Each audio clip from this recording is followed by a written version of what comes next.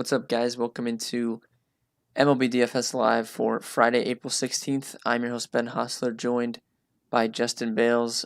This is a weird Friday baseball slate, Bales. Obviously, DeGrom got postponed, which sucks because I wanted to play him. I think it was going to be pretty even ownership-wise between him and Max Scherzer, so I thought that was just a very easy play to play DeGrom. So, unfortunate that he's not on the slate anymore.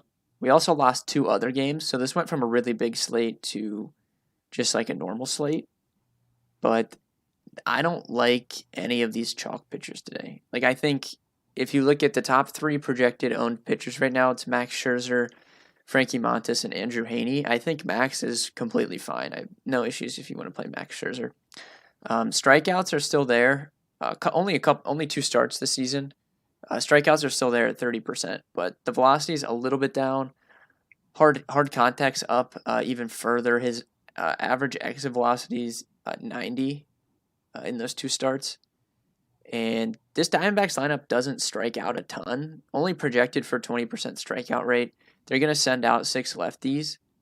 Now, if you look at the last two seasons, like his strikeout rate against lefties is still good. It's 27%, but it's not the almost 40% that he gets against righties, right? So I still think he's a fine play. I don't have any issues with him. I might end up playing him. We'll see. But Montas and Heaney, I wrote Montas up. I like Montas. I mean, I think you know that. I'm a fan of his, but these are not guys I want to play as chalk, right? Yeah, Montes is like, I bet on him in his last start against, it might have actually been, no, it was Houston. Yeah. I bet on him because I think he might have been the underdog and it just didn't make any sense.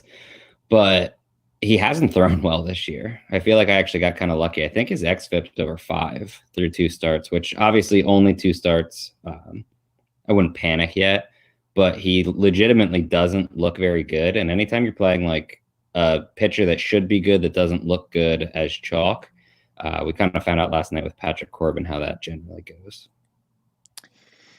Yeah, my thing with Montas is the matchup is good, right? Detroit, they do strike out a lot, 25% strikeout rate since the start of 2020 in this lineup, but he is not great against lefties. And this isn't a couple years ago when Detroit would just trot out 8 righties and they struck out like 25% of the time, right? Like they have 6 lefties in the lineup. So it's not exactly the same situation from years past. And Montas does struggle with lefties. So I don't think it's as good of a matchup as people are making it out to be. But at the same time, he's only 7,300, right? So he can give up some runs and still be value if he gets strikeouts. So I'm neutral. I would say I'm neutral on Max. I'm neutral on Montes. Heaney, I have no interest in if he's chalk at 6,800. This is just DFS in a nutshell, right? Heaney was chalk his first start. He did not pitch he didn't pitch good at all. His second start against Blue Jays in Dunedin, the Blue Jays were chalk against him. He shut them down, and now he's back to being chalk again. Like it's just hilarious how this works out.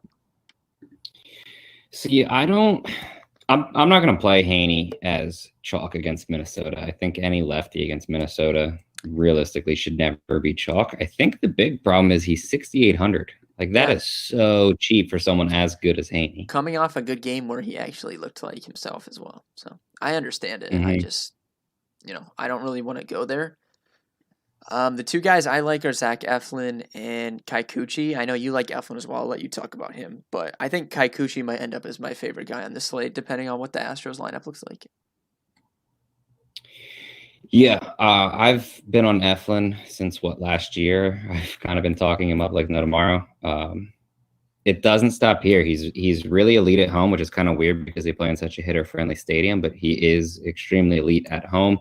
He's also elite against right-handed batters. And if you look at St. Louis's lineup, who in their lineup as a lefty actually scares you? You probably don't really like the matchup for Edman. I think he's 100% fine. But outside of that, there's literally no one else. And if Eflin decides he just wants to pitch around him, it's not really that big of a deal at all.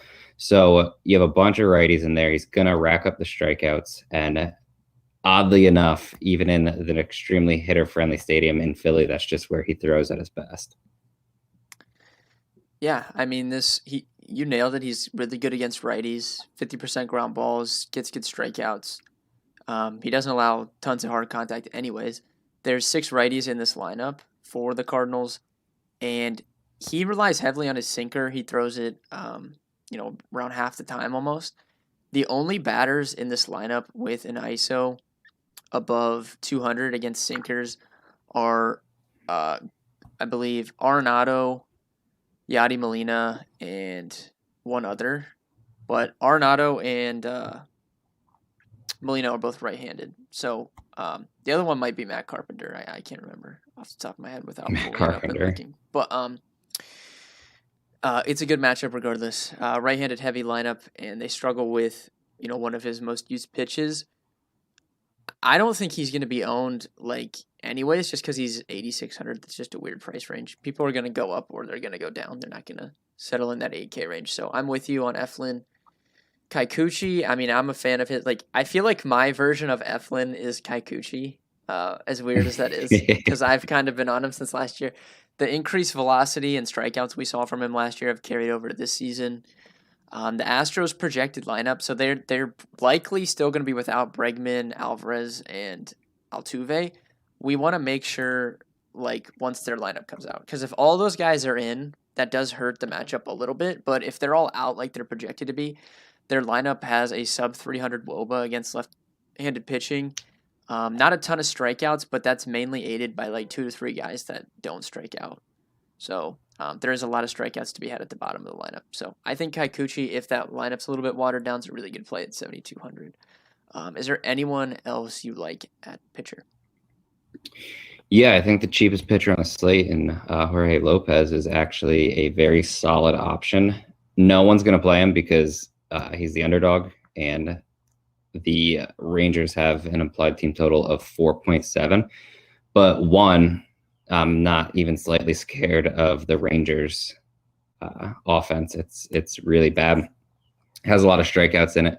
And Lopez has looked bad basically for the majority of his career, I guess. But his xFIP is significantly lower than his ERA over the last 2 seasons. I would expect him to see positive regression. And if that's going to happen, it's more or less going to happen in matchups where he can take advantage of a bad offense, which is exactly what I believe this is. On top of it, Texas is just really bad in Texas. So I do think that that'll aid the pitcher here. And he's the cheapest option on the entire slate. I don't know. I feel like he could easily get you 15 fantasy points, and I do think that he has a ceiling for a bit more. So for only 6,000, I don't really mind dropping there because there's not a ton of pitchers that I want to use. I also do completely acknowledge the ridiculous risk that comes involved with playing someone like Lopez.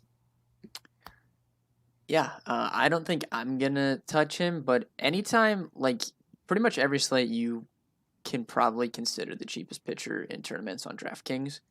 And the Rangers aren't one of the best lineups in the league, right? That's one of the lineups we do like to attack. So I understand what you're saying. I don't mind that call at all for GPPs on this slate.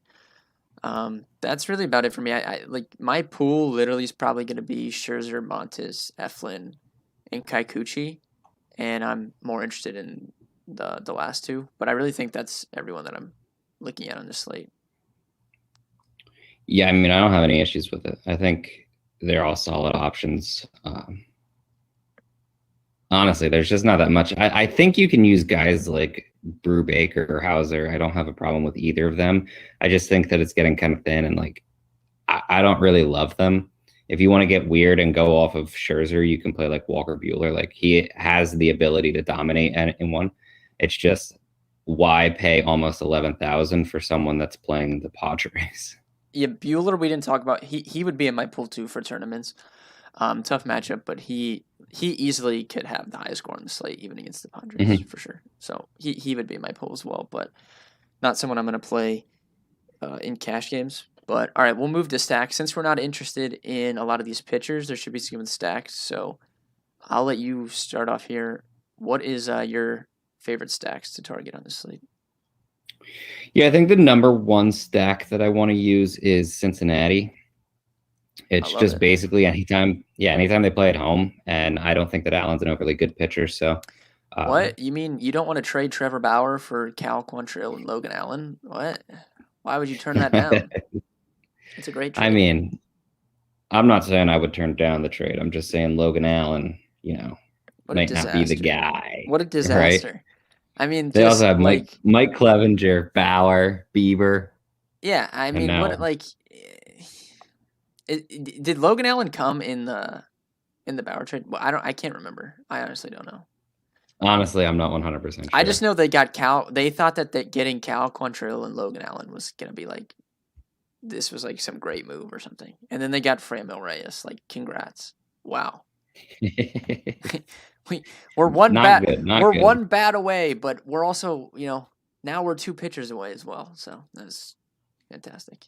Yeah, I don't get it. I don't. That move didn't make sense when they did it. Still doesn't make The sense. best was like the Indians fans like defend like AC like and they're just like defending the trade like, oh, it's gonna And work out. they can trade Bieber for Oh, they're Jose going to. Urena Yeah, and Anthony. I'll be yeah. like, okay, but this is good. Bieber's probably next up to go. They'll just trade him away for some guy that is out of minor league options that they have to put on their team. It's great. But no, I agree. Reds are a great stack. Who else you like? I think Baltimore's really interesting for tournaments. I don't like Fulton-Newitz. I don't think that he's a very good pitcher. I think his velo is actually up back again this year. I just don't think that he's a very good pitcher. I think in cash, the Yankees make a lot of sense. Oakland makes a lot of sense. I'm pretty fine with the Angels. I'm not 100% sure about cash there, but Washington is a really good stack. As always, you can more or less stack San Francisco against a lefty, but again, you're always kind of have the threat of pinch hitting then if they bring in someone from the bullpen. I think that's more or less my top options. I think if you want to get weird in tournaments, just stack Minnesota and hope that they blow up Haney. And like they have an offense that very easily could do that. Yeah. I like the Reds, like you said. I like the A's a lot. I like the Nationals. That's probably my top three. For lower owned ones, I think for like lower owned, the Marlins are interesting. This is not a bad lineup, man. It's really not. No, they have some upside in it for sure.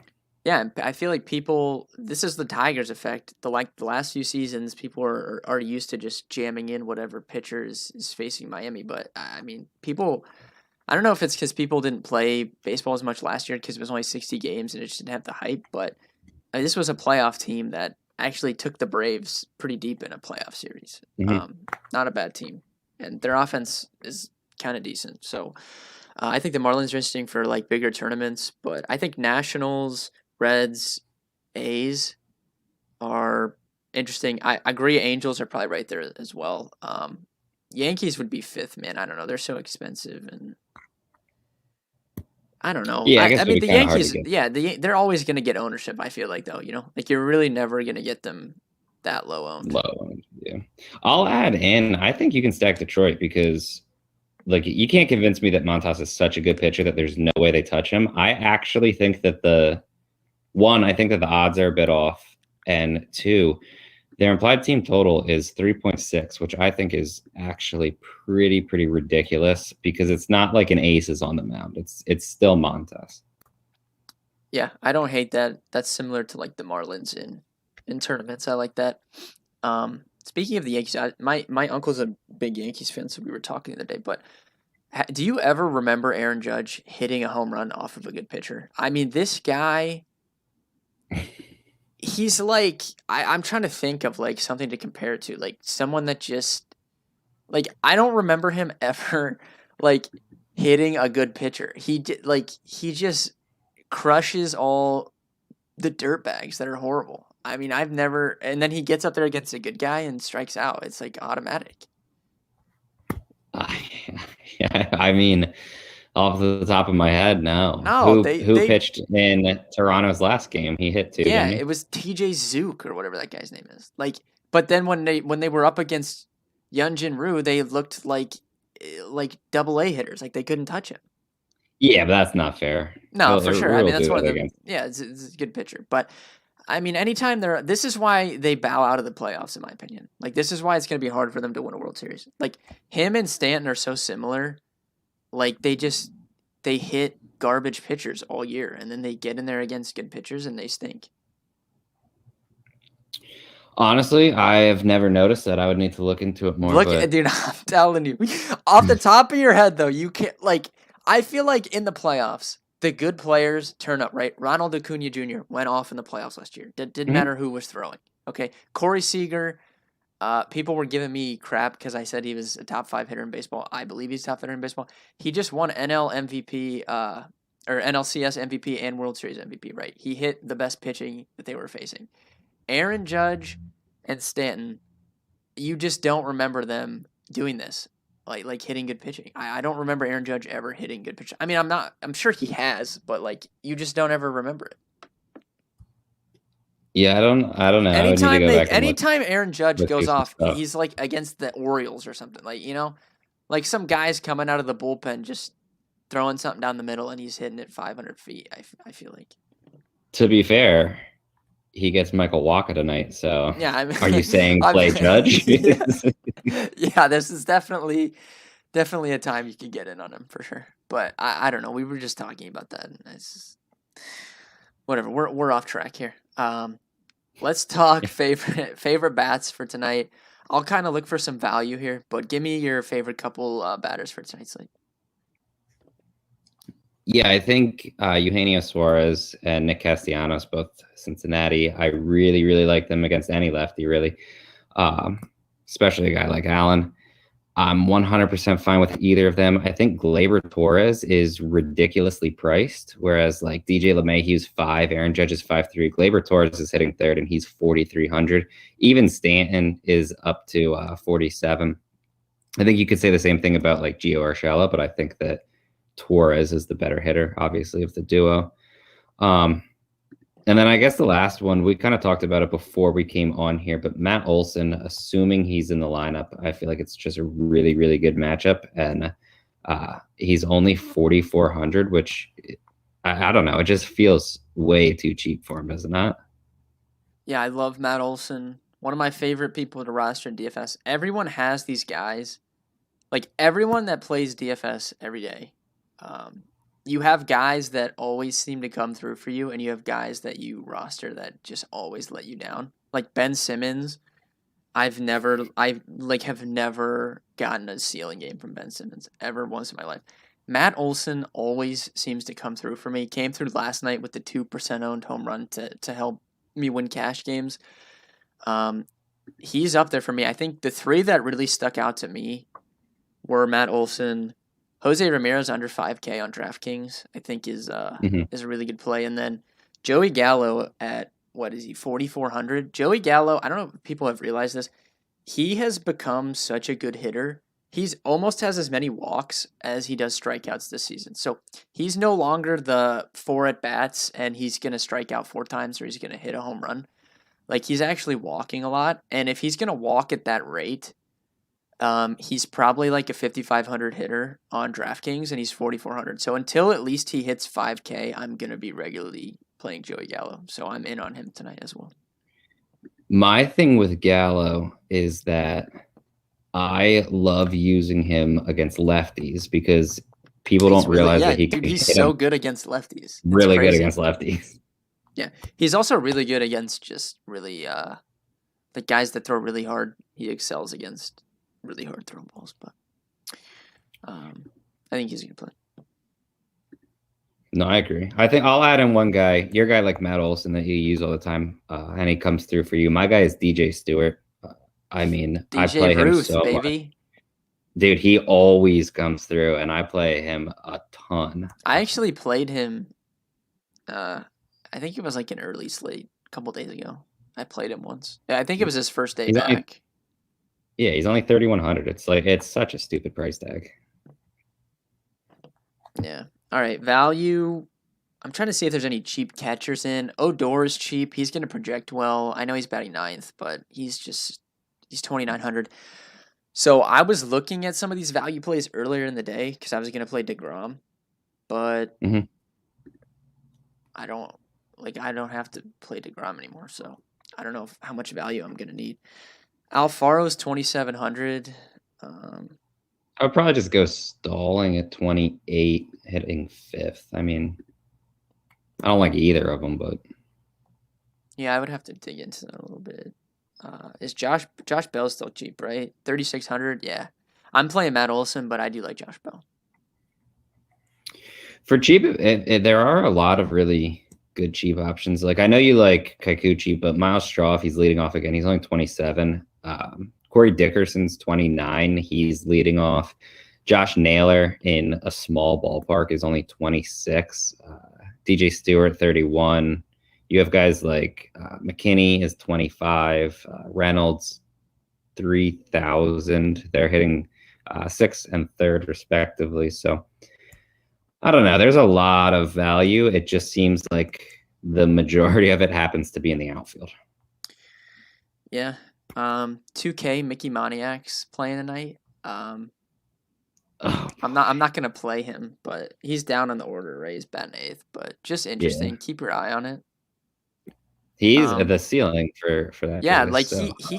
he was one of those guys that was drafted really high, had a ton of hype, and He's the first pick, wasn't he?